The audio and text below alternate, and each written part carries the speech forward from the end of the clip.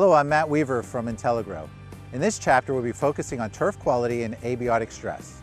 This includes drought, traffic, and how under these stresses, turf quality improvements can be observed, particularly looking closely at senescing leaves.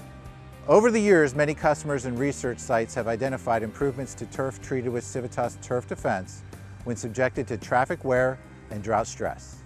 In university and field studies, we consistently see 25% reduction of water use on cool season turf grasses.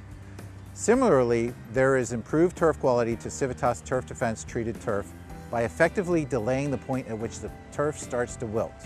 This has two main benefits. First, by reducing the amount of water, it can have obvious monetary and societal benefits in water-restricted areas, or sites that have poor irrigation water quality. Reducing the amount of salt or other ions can have a tremendous impact on improved turf quality or budget reductions.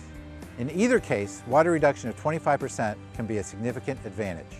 Secondly, the reduction of the wilt point effectively widens the watering window, allowing turf managers to water on a more infrequent, deep basis.